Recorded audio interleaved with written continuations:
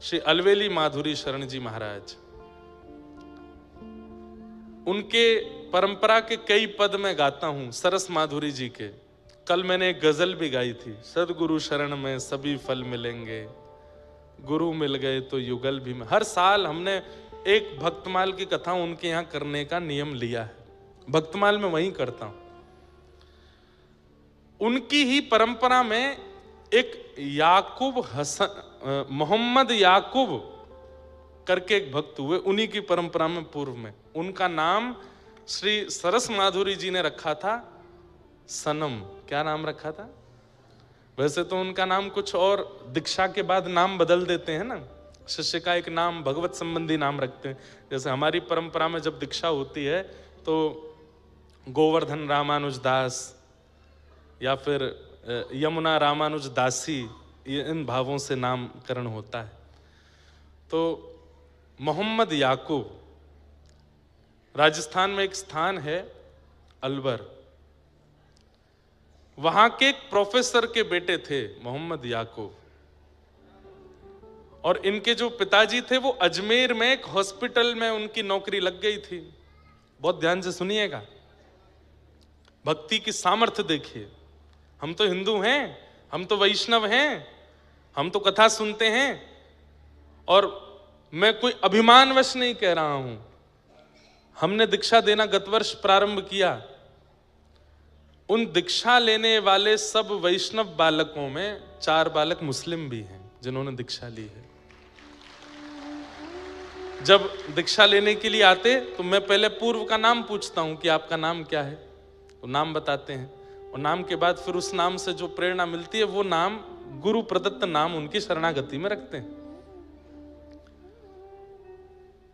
दिल्ली की बात थी, एक बालक आया, उसको दीक्षा दी। तो हमारे दीक्षा में पंच संस्कार होते हैं।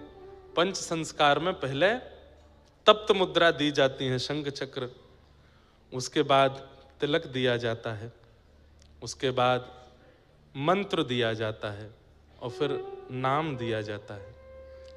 तो मुद्रा देने के बाद हमने पूछा तुम्हारा नाम क्या है? नेत्र सजल हो गए। मैंने क्या हुआ? बोले आप छोड़ तो नहीं देंगे? मैंने कहा क्यों छोड़ूंगा, नाम बताओ। आप मुझे मना तो नहीं कर देंगे? मैंने कहा मैं नहीं करूंगा, नाम तो बताओ। तो फिर उसने अपना नाम, कुछ अली करके नाम था, नाम बताया। बोले महाराज जी मैं रोज गीत गोविंद करता हूँ, रोज कथा सुनता हूँ, मैं बिहार का निवासी हूँ, मेरा पूरा खानदान कट्टर मुस्लिम है, पर एक बार एक रील देख ली थी मैंने, और मैं उस समय बड़ी विषम स्थिति में था, प्राण त्यागने की स्थिति में था, और वो रील देख करके मैंने फिर ढूंढा कि कौन है। फिर मैंने उसके बाद कथा सुनी। मैं पिछले 2 साल से पूरी कथा सुनता हूँ। मुझसे आप गीत गोविंद सुन लीजिए, मुझसे आप नारायण कवच सुन लीजिए, गीत गोपी गीत सुन लीजिए, मुझे सब याद है। घर वालों से छुप छुप के सब करता हूँ। मेरी माँ मेरी सहायक है।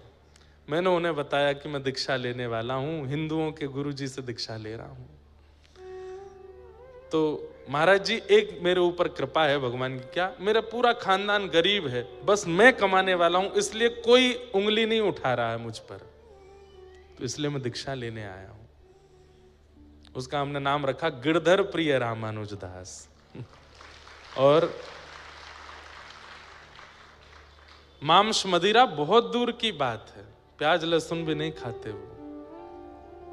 और जिस दिन से दीक्षा ली हमसे मिले भी नहीं है, बोले कि जब कुछ प्राप्त कर लूंगा तब आऊंगा आपके पास, आपको निराश नहीं करूंगा। आपने शरणागति की है तो आपको कुछ सुनाने के लिए या कुछ अनुभव करके ही आपके पास आऊंगा, तब तक मुख नहीं दिखाऊंगा आपको।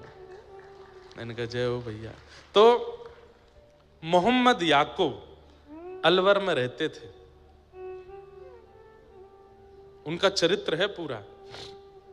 पिताजी एक हॉस्पिटल के हेड बन गए थे अजमेर में, तो पिताजी ज्यादातर अजमेर रहते थे, कभी कभी अलवर आते थे।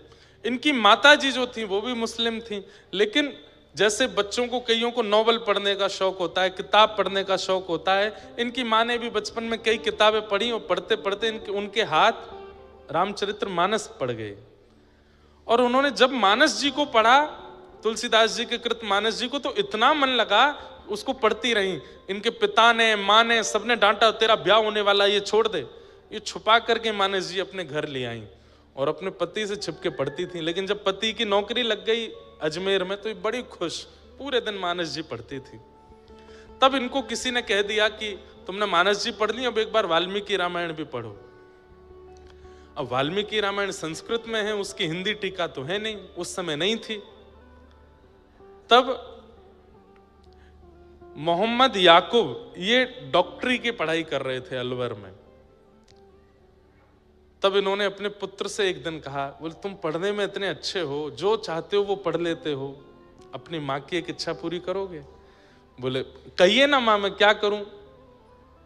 तो बोले कि है तो विपरीत बात, पिता को पता चले तो हो सकता है कि मारपीट तक उतर आवे, और समाज को पता चले तो बहुत बड़ा बहिष्कार, मृत्यु दंड तक मिल सकता है। लेकिन मेरी एक इच्छा है, मेरा मन इतना राम में लग चुका है, मैं इतना ज्यादा उनमें खो चुकी हूं, चलते फिरते मुझे राम दिखते हैं। तो इनके पुत्र बोले माँ कैसी बात करती हो, ये तो हिंदुओं के भगवान है। बोले हाँ, मैं छुप छुप के मानस पढ़ती हूँ, मेरा बहुत मन है कि मेरे प्राण निकले एक बार, उससे पहले मैं वाल्मीकि रामायण पढ़ूं, परंतु वो संस्कृत में है, मैं पढ़ नहीं पाऊंगी, समझ नहीं पाऊंगी, मैं क्या करूं मां? बोले तुम पढ़ने में बहुत अच्छे हो, तुम जल्दी जल्दी याद कर लेते हो, तुम संस्कृत पढ़ लो, और संस्कृत की विद्या अध्ययन करके, संस्कृत सीख करके तुम मुझे वाल्मीकि रामायण रात में छुप करके कमरे में बैठ के सुनाओ, जब जब पिता नहीं रहेंगे तो मैं वाल्मीकि रामायण सुनूं, मेरी एक अंतिम इच्छा है। तो मोहम्मद याकूब बोले मां मुझे पढ़ाएगा कौन संस्कृत? पूरे नगर के ब्राह्मणों के पास गए, सबने कहा तुम मांस मदिरा का सेवन करने वाले हो, मुस्लिम हो, तुमको हम संस्कृत नहीं पढ़ाएंगे। तो मां ने कहा बेटा मेरे लिए इतना नहीं करेगा? बोले क्या? तू छोड़ दे मांस मदिरा, नहीं खाया कर।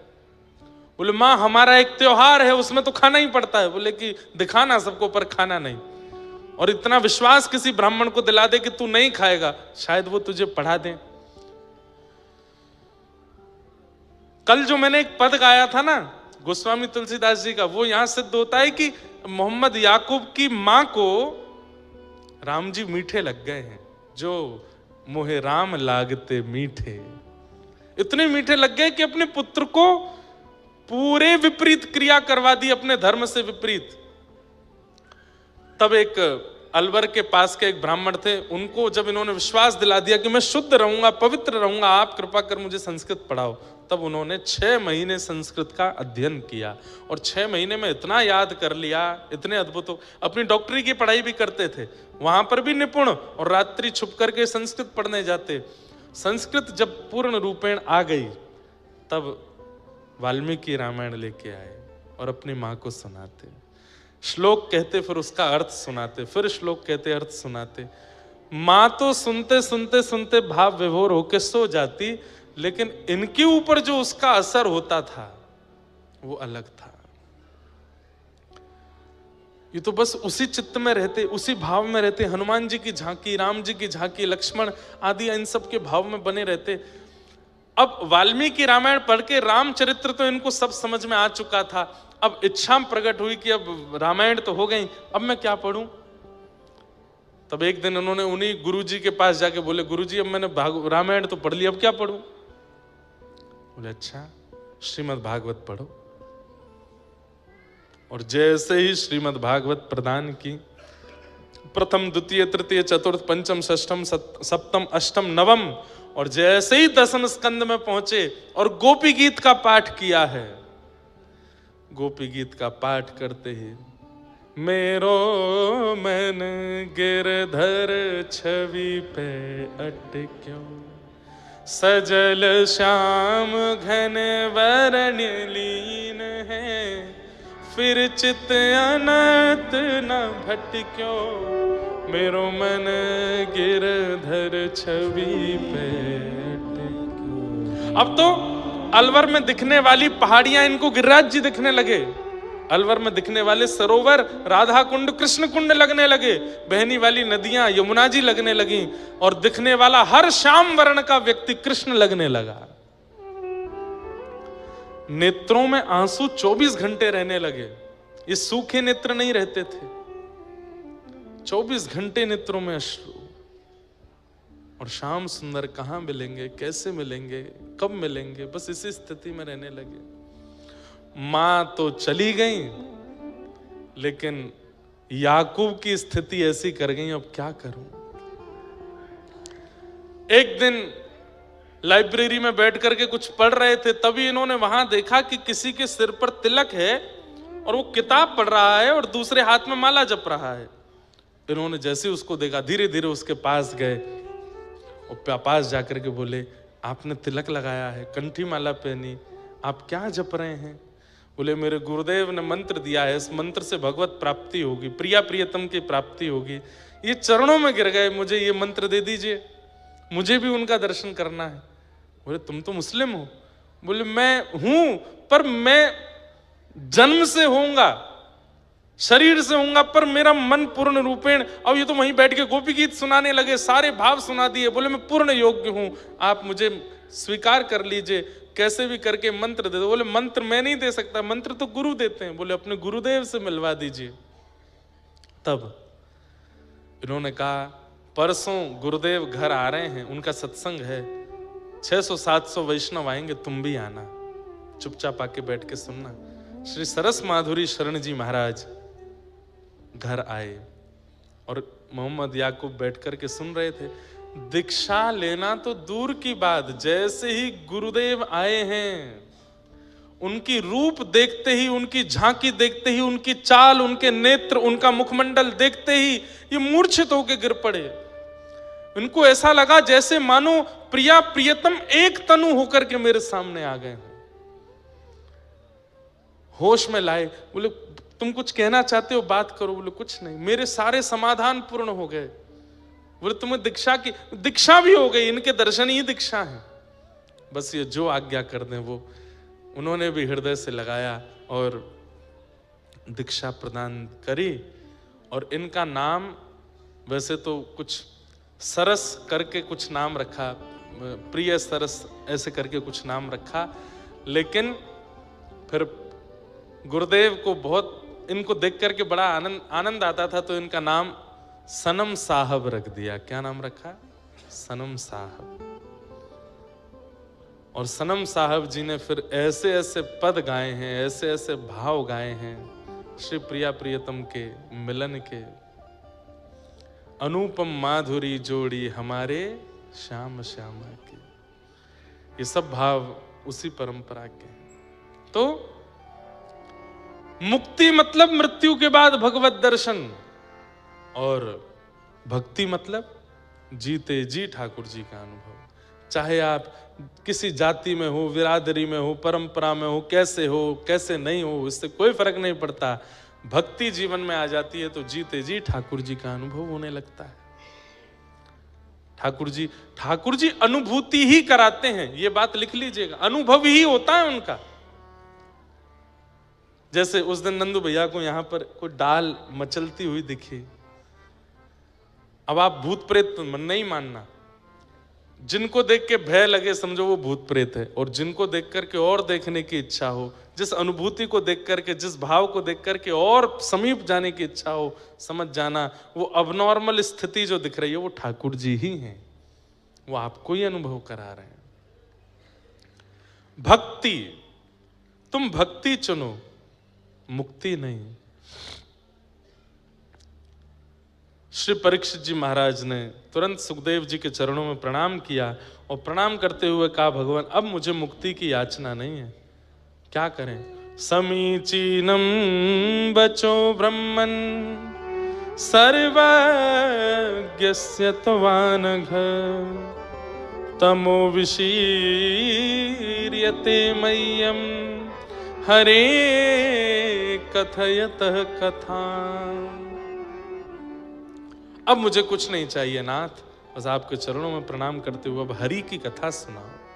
मेरी चिंता का विषय अब ये नहीं है कि मृत्यु के बाद मुझे मुक्ति मिले, अब चिंता का ये विषय है कि मेरे प्राण निकले उससे पहले हरि मेरे सामने आ जाए, मैं उनका दर्शन कर लूं, मैं उनका अनुभव कर लूं, बस यही मुझे चाहिए,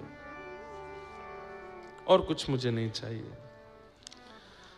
श्री सुखदेव जी महाराज ने यही बात जान करके, यही बात समझ करके अब यहां से कथा सुनाना प्रारंभ किया है।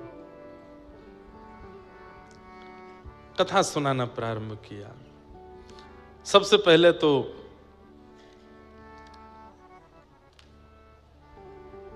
चतुश्लोकी भागवत का वर्णन करते हुए सृष्टि प्रसंग सुनाया। तत्पश्चात उद्धव विदुर मिलन और वहाँ विदुर जी का मैत्रेय मुनि के आश्रम पे जाना और मैत्रेय मुनि के द्वारा श्री उद्धव जी महाराज को, विदुर जी महाराज को कथा श्रवण कराना, सृष्टि का प्रसंग सुनाना, सब सुनाया। तत्पश्चात भगवान के कृपा से पृथ्वी पर प्रथम मानव के रूप में स्वयंभू मनु शत्रुपा आए, जिन्होंने यहाँ नैमिषारण्य में तप भी किया। स्वयंभू मनु शत्रुपा की 3 पुत्री हुई, आकुति, देवहूति, प्रसूति। 2 पुत्र हुए, प्रियव्रत और उत्तानपाद। अब यहाँ देवहूति माता का प्रसंग सुनाया गया, जहाँ देवहूति जी का विवाह कर्दम ऋषि के साथ में हुआ और संतान के रूप में भगवान कपिल प्रकट हुए। बोलो कपिल भगवान की। 9 पुत्री हुई, 10वें पुत्र के रूप में कपिल भगवान आए। देवहूति माता के साथ में इनका सुंदर संवाद हुआ, जिसे दर्शन शास्त्र, सांख्य शास्त्र भी कहते हैं कपिल देवहूति संवाद। देवहूति माता ने कई प्रश्न किए और उन प्रश्नों का उत्तर यहां श्री कपिल भगवान दे रहे हैं। निर्वीणा नितराम भूमल असद इंद्रिय तर्षणात् येन संभाव्यमानेन प्रपन्नांधम तम प्रभु। देवहूति माता ने प्रथम प्रश्न किया है, बहुत ध्यान से सुनिएगा। हमारे शरीर में 10 इंद्रियां हैं। कितनी इंद्रियां हैं? 5 ज्ञान इंद्रिय, 5 कर्म इंद्रिय। ज्ञान इंद्रियां उनको कहते हैं जिनसे आपको कुछ अनुभव होता है। कर्म इंद्रियां उनको कहते हैं जिनसे आप कुछ करते हो। सुंदरता का अनुभव आंखों से होता है, प्रथम ज्ञानेंद्रिय। स्वर का अनुभव कानों से होता है, द्वितीय ज्ञानेंद्रिय। स्वाद का अनुभव जीभ से होता है, तृतीय ज्ञानेंद्रिय। सुगंधी का अनुभव नासिका से होता है, चतुर्थ ज्ञानेंद्रिय। सर्दी और गर्मी का अनुभव त्वचा से होता है, 5वीं ज्ञानेंद्रिय। तो आंख, नाक, जीभ, कान और त्वचा, ये ज्ञानेंद्रिय हैं। हाथ, पैर, मुख और 2 उपस्थ गुप्त इंद्रिय, ये 5 कर्मेंद्रियां हैं। ये 10 इंद्रियां हैं। और देवहूति माता यहां क्या प्रश्न कर रही हैं कि हम समस्त इंद्रियों से भोग भोगते हैं, पर भोग भोगते भोगते जीवन निकल जाता है, इच्छाएं पूरी नहीं होती कभी भी। हे नाथ, मैं ऐसा क्या करूं कि मेरी इच्छाएं विश्राम ले लें, मेरी इच्छाएं विराम हो जाएं। इच्छाएं विश्राम होती हैं हमारी? कितनों खवाए लो, जीव कभी मानती नहीं। कितना भी दिखा लो, नेत्र कभी संतुष्ट होते नहीं। कितना भी सुना लो, कानों को शांति मिलती नहीं। कितना भी स्पर्श करा लो, त्वचाएं फिर भी स्पर्श के लिए ही भागती रहती हैं। तो यहां पर प्रश्न यही किया गया कि इन इंद्रियों की इच्छा पूरी करते करते हम नरकगामी होते जा रहे हैं। नाथ, ऐसा कोई उपाय बताओ कि हमारी इंद्रियों की इच्छाएं समाप्त हो जाएं। तब भगवान कपिल उत्तर देते हुए कहते हैं, आहा, चेतः खलवस्य बंधाय मुक्तये चात्मनो मतिं गुणेषु सक्तं बंधाय रतम वा पुंस मुक्तये। बहुत ध्यान से सुनिएगा। इस विषय पर पीएचडी करते हैं लोग। इतना अद्भुत और इतना ज्ञानवर्धक विषय है ये कपिल देवहूति संवाद।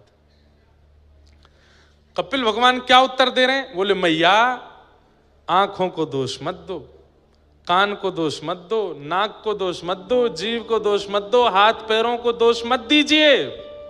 तो बोले, इन सबको कंट्रोल करने वाला चित्त है, मन है। जीव की इच्छा नहीं होती मुझे पिज्जा खिलाओ, मन की इच्छा होती है। आपकी जीव की इच्छा हो रही है गोलगप्पा खिलाओ, आपका मन हुआ गोलगप्पा खाना, गोलगप्पा खाना, तभी रसोई घर में जाकर के करेले की सब्जी से रोटी खा लो। तो जीव क्या छोड़ के चली जाएगी आपको, कुछ नहीं कहेगी, अपने आप इच्छा दब जाएगी, पेट भर जाएगा, जीव को एक कसेला स्वाद मिल जाएगा, फिर इच्छा खत्म हो जाएगी। इच्छाएं इंद्रियों की नहीं होती, इच्छा मन की होती है। वही बात यहां भगवान समझा रहे हैं। बोले मां, इन इंद्रियों को दोष मत दीजिए, इंद्रियां बुरी नहीं है, इंद्रियों से इच्छा प्रकट कराने वाला, इनका स्वामी बनकर के अंदर बैठा है राक्षस, उसका नाम है चित्त। चेतः खलवस्य बंधाय, बंधन का कारण इंद्रियां नहीं है, बंधन का कारण मन है। इसका उदाहरण बताऊं, जब व्यक्ति 80 वर्ष का हो जाता है, आंखों पे पड़ेगा जाला, नाक से बहेगा नाला, लाठी से पड़ेगा पाला, जरा जिंदगानी का, उस समय पर भी इन इंद्रियों की इच्छाएं बहुत होती हैं। जब छोटे छोटे बच्चे गोलगप्पे खाते हैं अपनी अम्मा के सामने, बिना दांत वाली अम्मा का मन तो बहुत होता है, पर वो खा ही नहीं सकती हैं क्योंकि इंद्रियां बलवान नहीं है। इच्छाएं नहीं मरती हैं, हमारी इंद्रियां खत्म हो जाती हैं, पर इच्छाएं तब भी जीवित रहती हैं। अब बड़े बूढ़े लोगों से आप कहो, अब जो बड़े बूढ़े बैठे हैं बुरा नहीं मानना, हाँ, चलोगे मनाली घूमने, बहुत जाड़ा पड़ता है, कैसे जाएंगे? इसका मतलब ये नहीं है कि उनकी इच्छा नहीं, इच्छा तो है, पर शरीर साथ ही नहीं दे रहा है, अब कैसे जाएं? इच्छाएं तो, इच्छा नहीं मरती, इसलिए कहते हैं तृष्णा ना जीर्णा वयमेव जीर्णा। हमारी तृष्णा यानी कि इच्छा कभी नहीं मरती है, हम मर जाते हैं, हमारी इच्छाएं जीवित रहती हैं, मरते दम तक इच्छाएं खत्म नहीं होती। हमने कई बार सुना है, मरणासन स्थिति में पहुंच गया व्यक्ति, अंतिम श्वास ले रहा है, हाथ पैर चल नहीं रहे, लकवा मार गया, उससे पूछा गया कान पास रख के अंतिम इच्छा बता दो, तंबाकू खिला दो बीड़ी पिला दो अरे भाई मरने वाले हो तुम, तुम्हारा पूरा कुल खानदान रो रहा है, अब भी इच्छा नहीं मरी तुम्हारी। लखनऊ की जलेबी खिला दो, वहां का समोसा ले आओ, एक बार खा लूं फिर मर जाऊं। अरे नहीं, अंतिम इच्छा कैसी हो? राधिका किशोरी संग रमण तुम्हारा, मुझको दिखा दो कभी ऐसा नजारा। राधिका किशोरी संग रमण तिहारा। अभी आप लोगों ने ब्याहुला देखा था गिरधर लाल जी का? किस किस ने देखा? ब्याहुला में पहले दिन आप लोगों ने रात्रि के उत्सव में ढाणिन लीला देखी थी। वहां ढाणिन बन के जो आई थी, उनका नाम तो मुझे याद नहीं, पर उन्हीं का ये पद है, उन्होंने ही सारे पद लिखे हैं, रमन नाम है उनका, श्री रमन जी। सारे पद वही ढाणी बन के आए थे, और श्री किशोरी जी हमारे ठाकुर जी के सामने ढाणिन लीला उन्होंने की थी, लहंगा पहन करके पर्याप्त इतने पद गाए हैं उन्होंने। चांद सा सलोना मुख लटें घूंघरारी हैं, भोए हैं कटीली आंखें तिरछी कटारे हैं, होया को चंदन सो महके वदन, हो या को नाम है राधा रमन। रमन जी वही ढाणिन बन के आए थे लाल जी की लीला में, और ढाणिन लीला की थी उन्होंने, हमारे संग नाचे भी थे। चेतः खलवस्य बंधाय मुक्तये चात्मनोमतम, गुणेषु सक्तं बंधाय रतम वा पुंस मुक्तये। भगवान कपिल कह रहे हैं, मां बंधन का कारण इंद्रियां नहीं, बंधन का कारण मन है। यदि इंद्रियां नहीं होती तो मेरा दर्शन कैसे करते? नेत्र नहीं होते मेरा दर्शन कैसे होता? कान नहीं होते मेरी कथा कैसे सुनते? जीव नहीं होती मेरा प्रसाद कैसे पाते? हाथ नहीं होते करताल कैसे बजाते? चरण नहीं होते परिक्रमा कैसे करते? अरे ये इंद्रियां हैं तो मेरी प्राप्ति हो सकती है, इंद्रियां नहीं होती तो मेरी प्राप्ति भी नहीं हो पाती। इन इंद्रियों को आप असद कैसे कह सकती हो मां? ये इंद्रियां असद नहीं है, असद मन है। और इस असद मन को सुधारने का एक ही तरीका है, क्या? प्रसंगम अजरम पाशम आत्मनः कवयो विदुः स एव साधु सुकृतो मोक्षद्वारमपाव्रतम। इस मन को संसार की जगह सत्संग में लगा दो। मैया, जितना संग संसारी लोगों का करोगे उतना मन आपकी इच्छाएं प्रकट करता जाएगा। जितना ये मन सत्संगियों के बीच में रहेगा उतने इस मन की इच्छाएं दबती चली जाएंगी। फिर ये मन मेरी कामना करेगा। समझ में आई बात? आ तो गई पर करोएगा कोई नहीं। संग दोष, आप जैसों का संग करोगे मन वैसा होता चला जाएगा। छोटा बालक जितना शुद्ध होता है, छोटा बालक जितना करुण होता है, छोटा बालक जितना अद्भुत होता है, बड़े होते होते उसमें इतने दोष क्यों आते हैं? संग दोष के कारण।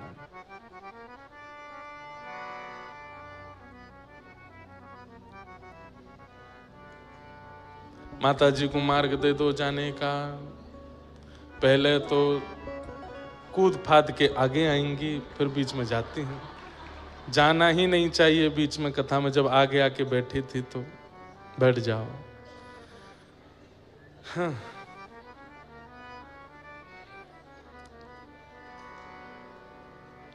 तितिक्षव कारुणिका श्रुहृद सर्वदेहिनां अजात शत्रवः शांता साधवः साधुभूषणात्। ये पंच लक्षण बताए हैं। ये पंच लक्षण जिसमें हो उसका संग करना चाहिए, भगवान कह रहे हैं। सबसे पहला सहनशीलता, पेशेंस, जो कि आज की तारीख में 99% लोगों में नहीं है। पेशेंस नहीं है। लोग बाग कहते हैं आजकल बच्चों को डिप्रेशन हो जाता है, आजकल बच्चे एंजाइटी के शिकार हो जाते हैं। डिप्रेशन एंजाइटी पहले भी थी, लेकिन पहले लोग इतने ज्यादा बलवान होते थे कि वो जीवन में आई परिस्थिति से लड़ना जानते थे। आजकल के बच्चे जानते ही नहीं है। जैसा चाहते हैं वैसा जब नहीं मिलता है तो परेशान हो जाते हैं। जो अरे इन बातों पे बच्चे परेशान हो जाते हैं कि ये पहनना चाहते थे और माता पिता ने नहीं दिलवाया, इसलिए डिप्रेशन में है। ये डिप्रेशन का कारण है।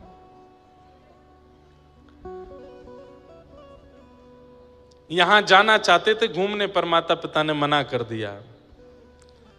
अब तो खैर माता पिता की आज्ञा वाला समय चला गया, अब तो अपनी इच्छा से कर लेते हैं, और वह भी नहीं कर पाए तो दुखी हो जाते हैं, परेशान हो जाते हैं, विचलित हो जाते हैं। पेशेंस, पेशेंस का मतलब सहना ही नहीं होता। पेशेंस इन सब चीजों में लागू होता है। जो हमें चाहिए अगर सहजता से प्राप्त हो तो अच्छा, नहीं प्राप्त हो तो उसके लिए ज्यादा हाय तौबा नहीं मचाना, इसको भी पेशेंस कहते हैं। तितिक्षव, पहला लक्षण। तितिक्षु बनिए, सहना सीखिए, थोड़ा सहा कीजिए। और भैया एक बात बोलूं, अगर सहना नहीं आता है तो अभी तो शुरुआत है, संसार में बहुत कुछ सहना पड़ेगा, बहुत कुछ ये संसार देता है।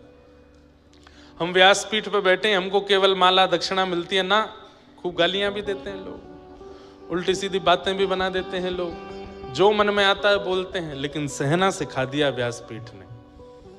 इसलिए हमको बहुत माला पहनाने वाले और फोटो खिंचाने वाले मिलते हैं तो अभिमान चित्त में नहीं आता। क्यों? क्योंकि गाली देने वाले लोग भी हैं, उल्टा सीधा बोलने वाले लोग भी हैं, और कई बार माला पहनाने वाले ही गालियां देते हैं। इसलिए ना काहू से दोस्ती, ना काहू से बैर, ना किसी को ज्यादा प्रेम दो, ना किसी से ज्यादा बैर करो। अपना जीवन है, कितना समय है कुछ पता नहीं है, भजन करके निपट लो यहां से। ये संसारवाद में पढ़ना ही नहीं है, निंदा स्तुतियों के बीच में जाना ही नहीं है। अपने ठाकुर जी की सेवा करो, कथा सुनाओ, सुनो, प्रेम से निकलो यहां से। ज्यादा यहाँ के चक्कर में पड़ना नहीं है, बहुत खतरनाक है संसार। पेशेंस। और कथा सुनने वाला, कथा कहने वाला अगर व्यक्ति पेशेंस लेस है तो उसने कभी कथा नहीं सुनी, उसने केवल आडंबर और नाटक किया कथा में आकर के। उसने केवल कथा का आडंबर किया है। सहना सीख जाए, समझो कथा। तितिक्षव। कथा सत्संग करने वाले व्यक्ति का दूसरा लक्षण क्या है? कारुणिका, करुणा। बहुत जल्दी करुणा आ जाती है, बहुत जल्दी नेत्र सजल हो जाते हैं, बहुत जल्दी दया आ जाती है। करुणा, कारुणिका। श्रुहिदः सर्वदेहिनाम। सभी देहधारियों के प्रति मंगल की भावना जिसके चित्त में रहती हो, सबका मंगल हो, ये तीसरी लक्षण है कथा सुनने वाले का। तितिक्षवः, कारुणिका, श्रुहिदः सर्वदेहिनाम। और चौथा लक्षण अजात शत्रवः, किसी को अपना शत्रु नहीं मानता। और कथा सुनने वाले श्रोता का पांचवा और सबसे विशिष्ट लक्षण शांता, मौन रहता है, कम बोलता है, सधा हुआ बोलता है, जितना चाहिए उतना बोलता है, बस उससे ज्यादा नहीं। हम अपने मित्रों के साथ में रहते हैं, हम अपने परिकर के साथ में रहते हैं, खूब उधम मचाते हैं, पर जब हम बाहर रहते हैं हम बहुत कम बोलते हैं, सबसे ज्यादा बोलना नहीं। अपने आप को परसों मैं बता जगन्नाथ मंदिर में कुछ संत जन, हमारे संप्रदाय के प्रमुख जन बैठ के आपस में खूब मधुर चर्चा कर रहे थे और शास्त्रार्थ जैसा चल रहा था। उस बीच में कई बातें थी जो मुझे भी आती थी, मैं चाहता तो बोल सकता था, पर नहीं, सुनने में सुख। मुझसे किसी ने कहा आपने क्यों नहीं बोला? मैंने कहा देखो, हम उतना ही बोलेंगे जितना हमको पता है, पर हम शांत रहेंगे तो वो भी मिलेगा जो हमको नहीं भी पता है, इसलिए शांत रहो, मौन रहो। पर लोग इसको नहीं समझ पाते, सब अपनी सुनाना चाहते हैं, सब अपनी बताना चाहते हैं, सब अपनी बोलना चाहते हैं। नहीं, थोड़ा मौन रहा कीजिए, थोड़ा सुनने का गुण लेकर के आइए। और जो व्यक्ति मौन नहीं रहता है, कहीं ना कहीं भगवत प्राप्ति से बहुत दूर है और वो अपना निर्माण भी अच्छा नहीं कर पाएगा। हमें एक संत की आज्ञा है, 2 आज्ञाएं थी उनकी, एक तो कथा से पूर्व और कथा के बाद 1 घंटा मौन रहना है, और दूसरी आज्ञा थी कि कथा से पहले कथा के बाद किसी को छूना नहीं है। तो एक आज्ञा तो हमारी बन नहीं पा रही है, स्पर्श हो ही जाता है। और नहीं, कितनी बार आपको हम अपने मन की बात बता रहे हैं, हम कथा करने आते हैं खूब उचित मन से, किसी व्यक्ति ने छू दिया, अब वो व्यक्ति कथा सुनने नहीं आया, वो केवल फोटो खिंचाने आया है।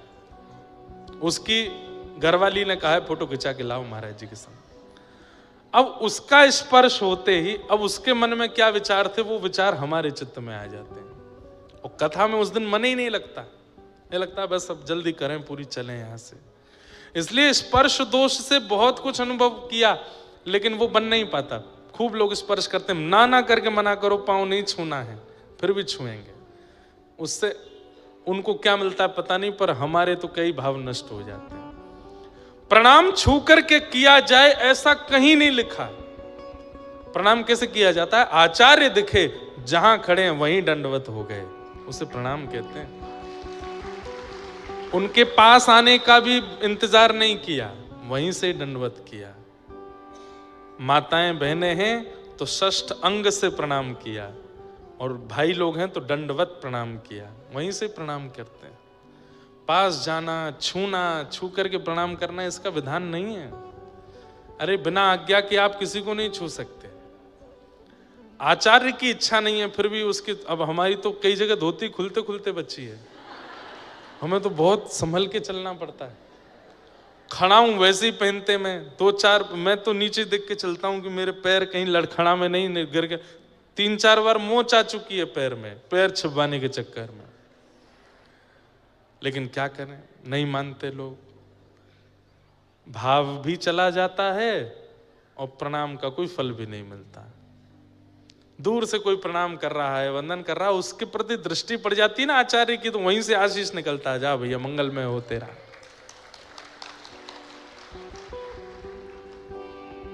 और मार्ग अवरुद्ध करके तो बिल्कुल प्रणाम नहीं करना चाहिए। मतलब कोई जा रहे हैं कहीं और आप सामने से प्रणाम, सामने से तो प्रणाम ही नहीं होता, सीधे प्रणाम नहीं करना चाहिए।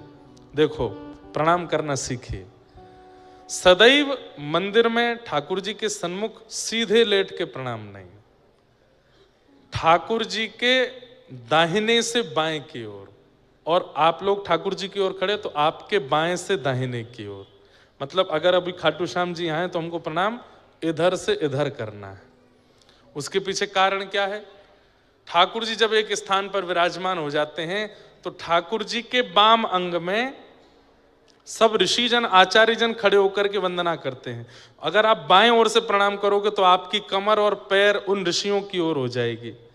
सामने से लक्ष्मी जी प्रणाम करती हैं और आदि आदि देवी देवता प्रणाम, सामने से प्रणाम करोगे तो उनके प्रति चरण हो जाएंगे। और इधर हमारे पितृजन खड़े होते हैं तो उनकी ओर हम करके प्रणाम करते हैं, तो अपनी ओर से भी प्रणाम हो जाता है, अपनी परंपरा की ओर से भी प्रणाम हो जाता है। इसलिए सदा दाएं से बाएं लेट करके प्रणाम करना चाहिए, आचार्यों को या ठाकुर को, किसी को भी सीधे नहीं। प्रणाम का भी नियम है, स्पर्श करके नहीं करना चाहिए। जब तक आचार्य और ठाकुर की इच्छा ना हो, मंदिर में आप छू नहीं सकते ठाकुर जी को, पुजारी ही छूते हैं। ऐसे ही आचार्य भी जब तक आज्ञा ना दें तब तक उनको छूना नहीं चाहिए।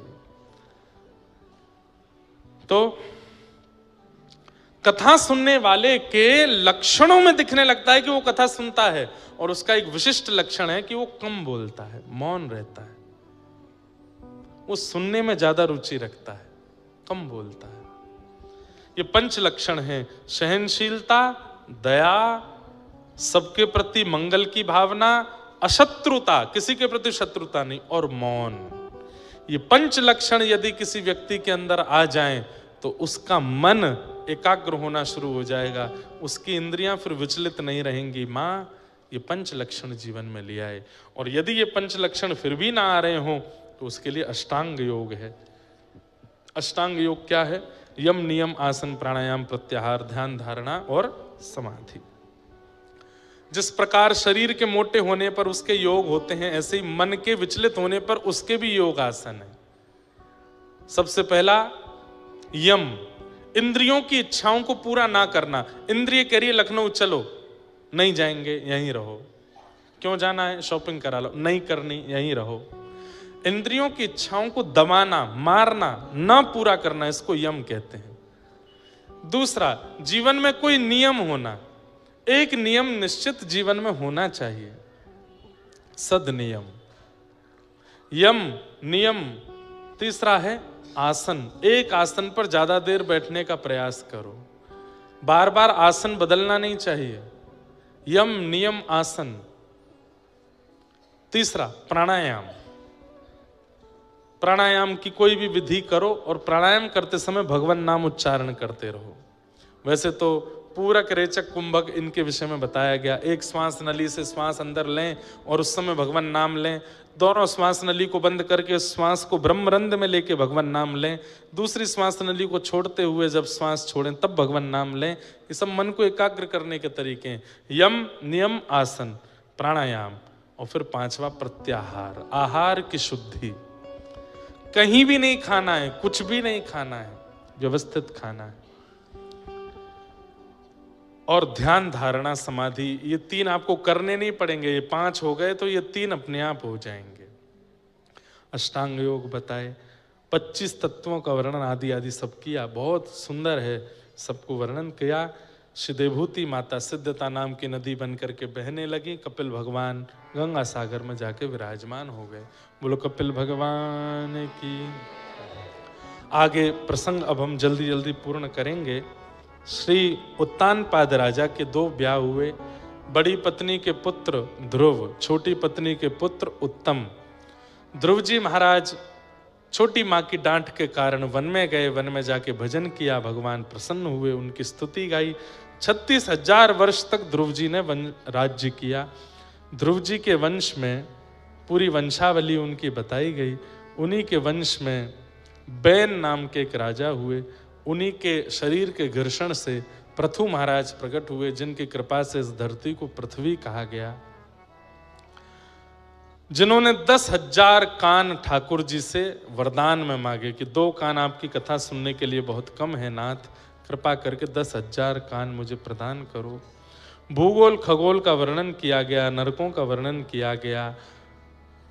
तत्पश्चात इसी मध्य में भरत, जड़ भरत रघुगण संवाद सुनाएगा। सबको हम प्रणाम मात्र कर रहे हैं क्योंकि ठाकुर जी का उत्सव भी करना है। अब हमारी स्थिति ऐसी हो गई है कि उस समय परीक्षित के पास 7 ही दिन बचे थे, इसलिए सप्ताह कथा में सुखदेव जी ने पूरी कथा पूरी की और 24 घंटा सुनाते थे, तब जाके पूरी हुई। अब आज 3 घंटे 3.5 घंटे कथा होती है, 7 ही दिन है, और फिर बीच बीच में हमको भक्तजनों के चरित्र याद आते हैं, कीर्तन याद आ जाते हैं, कैसे पूर्ण करें। इसलिए आज के युग की आवश्यकता को देखते हुए जो विषय उपयुक्त लगता है उस विषय को कह करके पूर्ण करते हैं। बाकी साल में एक कथा हम ऐसी करते हैं जो मासिक कथा होती है, 1 महीने की। वो कथा गत वर्ष नासिक में हुई थी। इस वर्ष मासिक कथा का समय नहीं दे पाए हैं, तो 15 दिन की कथा है नासिक में। प्रहलाद चरित्र तक पूर्व में कथा हुई थी, अब इस बार महाराज जी की वहाँ की आज्ञा होगी तो प्रहलाद चरित्र से आगे का प्रसंग वहाँ विस्तार से सुनाएंगे। सब विषयों को प्रणाम मात्र करते हुए चलते हैं। तत्पश्चात इंद्रद्युम्न राजा, यही चित्रकेतु राजा, अपने किसी अपराध के कारण वृत्रासुर बनकर के आए और इन्होंने भगवान की परम सुंदर स्तुति गाई। भगवान प्रसन्न हुए।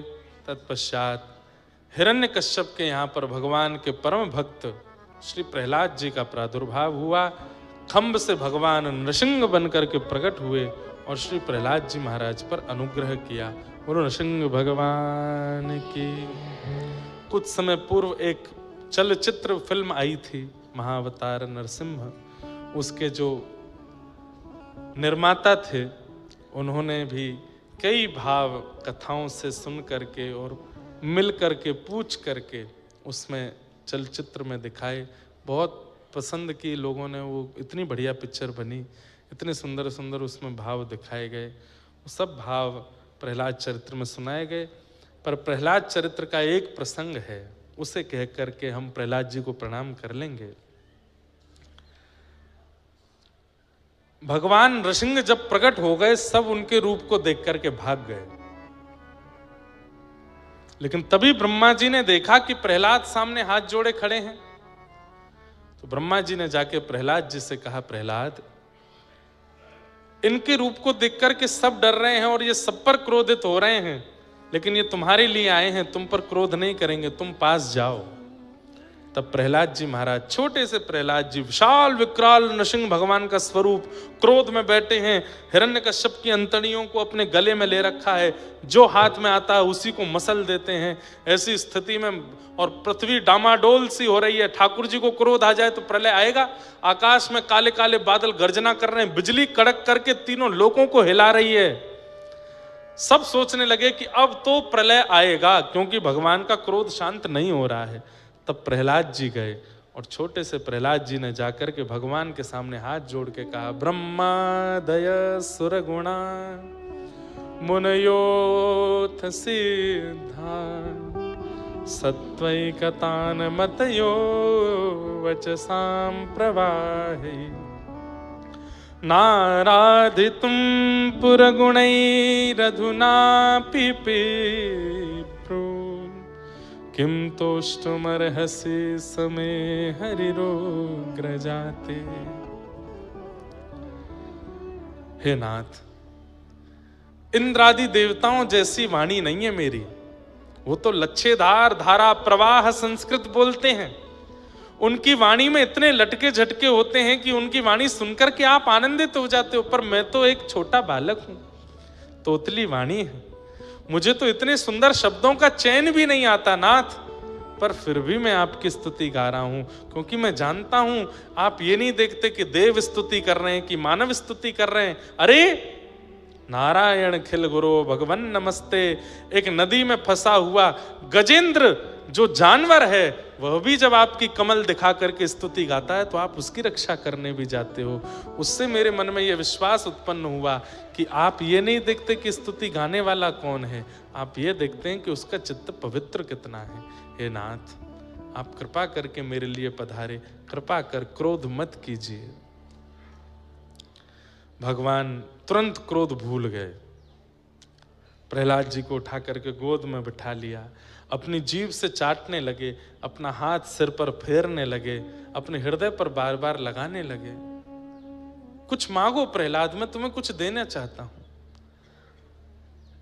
तब प्रहलाद जी कहते हैं, काहम रजः प्रभव ईश तमोधिकेस्मिन् जातः सुरेतर कुले त्वनबान कंपा न ब्रह्मणो न भवस्य न वै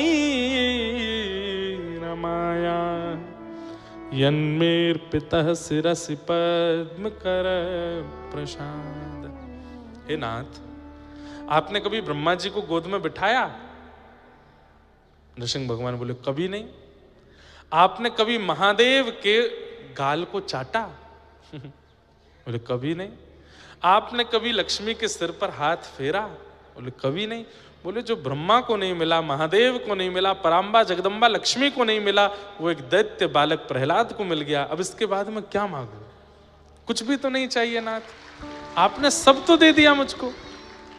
मैं ब्रह्मा से भी ज्यादा योग्य हूं, मैं महादेव से भी ज्यादा योग्य श्रेष्ठ हूं, मैं लक्ष्मी से भी ज्यादा श्रेष्ठ आपकी नजरों में हूं, इसलिए आप ये मुझे दे रहे हैं। अब मैं इसके बाद क्या मांगू नाथ?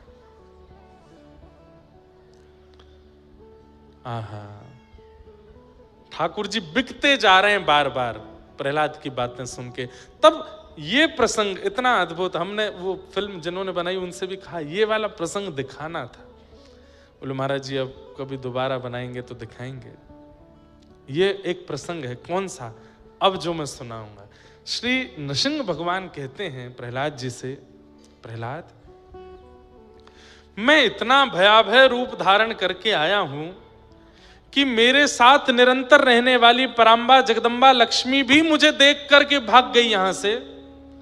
मेरे इस रूप के तेज को, मेरे इस क्रूर रूप को, मेरे इस भयावह रूप को कोई सहन नहीं कर पा रहा है। अरे मारना तो बहुत दूर की बात, 10 अरब सैनिकों को मारा, 10 करोड़ जाने 10 अरब सैनिकों को मारा था नरसिंह भगवान ने हिरण्यकश्यप के। कहते हैं उनमें सबको कैसे मार दिया? ठाकुर जी ने तो 10-15 हजार ही मारे थे, बाकी तो देख के ही मर गए। इतने भयावह थे ठाकुर जी, बाकियों के प्राण तो देख के निकल गए। इतनी खतरनाक रूप में ठाकुर जी आए हैं। श्रीमद् भागवत में वर्णन आता है, यक्षों ने स्तुति गाई, किम पुरुषों ने स्तुति गाई, सब ने आकर के स्तुति गाई, पर स्तुति गा के जैसे ही नेत्र खोल के ठाकुर जी को देखते सब भाग जाते हैं वहां से, कोई देख नहीं पा रहा है।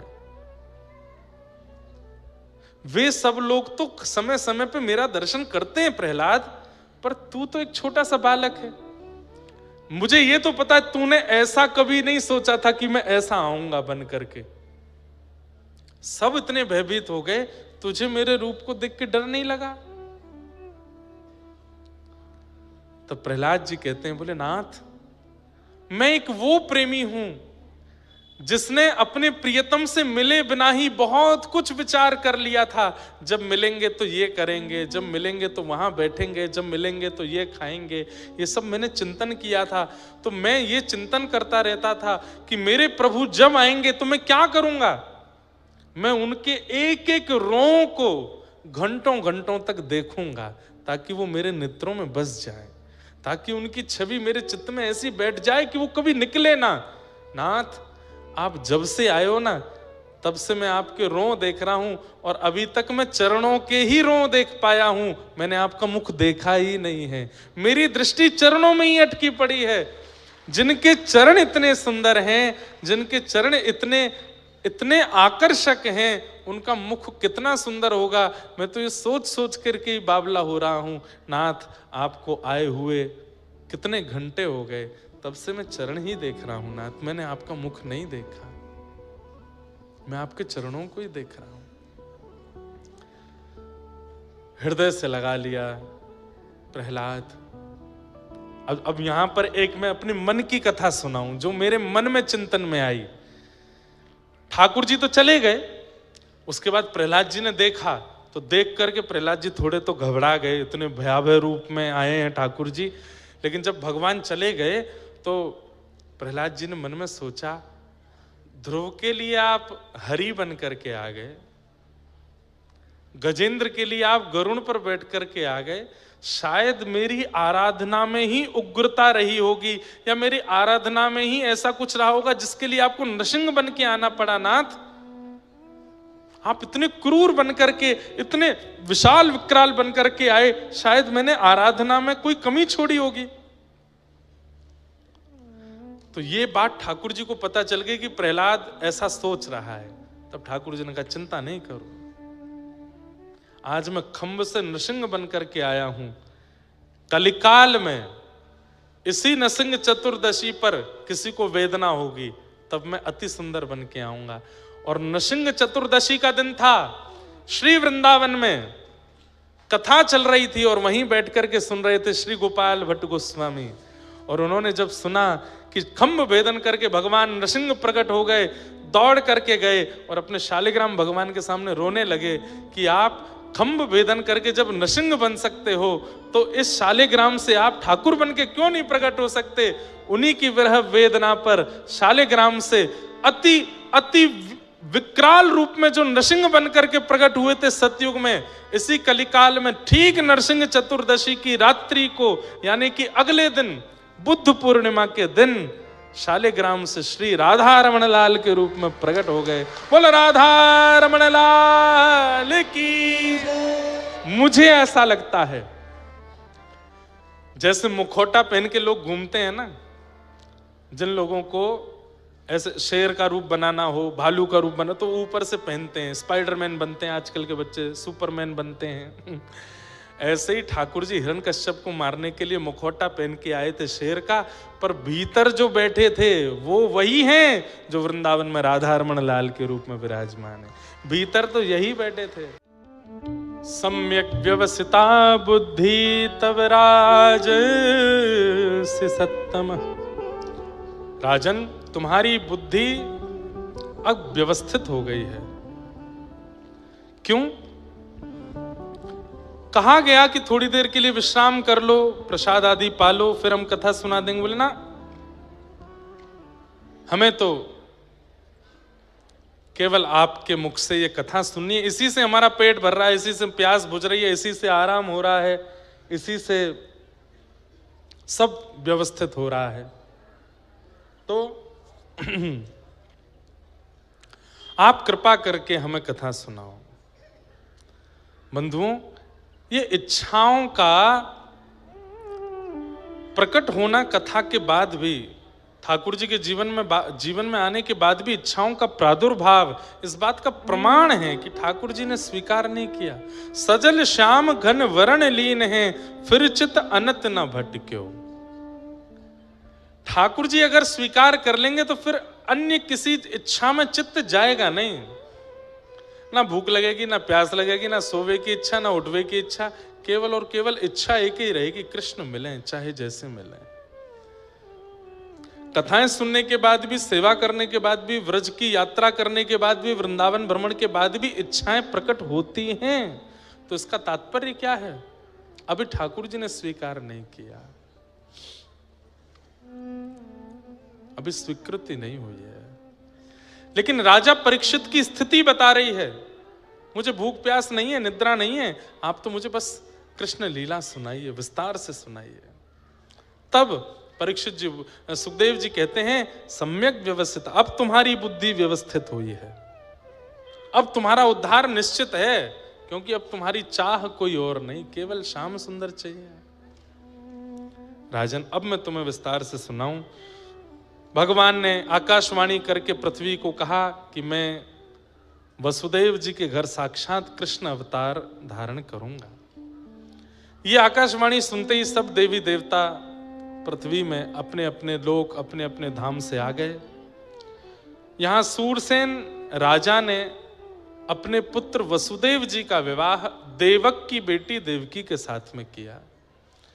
देवक के भाई का नाम है उग्रसेन और उग्रसेन के बेटे का नाम है कंस। इस नाते से देवकी के चचेरे भाई हैं कंस। कंस ने अपने पिता और चाचा दोनों को कारागृह में डाल दिया था, क्योंकि पिताजी राज्य गद्दी नहीं दे रहे थे। तो इतना दुष्ट कंस पिता को ही जेल में डाल दिया। राजी राजी नहीं दोगे तो गैर राजी ले लूंगा।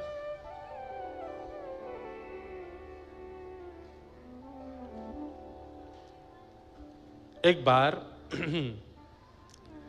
एक व्यास जी कथा कहने के लिए गए। कथा कहकर के जब लौट करके आए तो पत्नी ने पूछा, हो गई कथा? बोले हाँ। बोले आपकी पोथी कहाँ है? बोले पोथी तो वहीं रह गई राजा के यहाँ। बोले जाओ ले आओ। व्यास जी वापस लौट करके गए तो द्वार पर राजा की बेटी मिली। व्यास जी को देख के प्रणाम किया। व्यास जी आपने ऐसी कथा सुनाई, इतनी अद्भुत कथा सुनाई कि आपकी कथा सुन के मेरे प्रश्नों का उत्तर मिल गया। बोले अच्छा, क्या सुना था तुमने? बोले मैंने सुना कि सुभद्रा को अर्जुन बहुत अच्छे लगते थे तो दोनों ने भाग के ब्याह कर लिया। मुझे भी कोई प्रिय लगता है। अब मुझसे कोई कहेगा कि तुमने ये गलत किया तो मैं तो कह दूंगी व्यास जी सुना के गए थे, आपने बड़ी कृपा की। व्यास जी बोले मेरी पोथी कहाँ है, वो दे दो।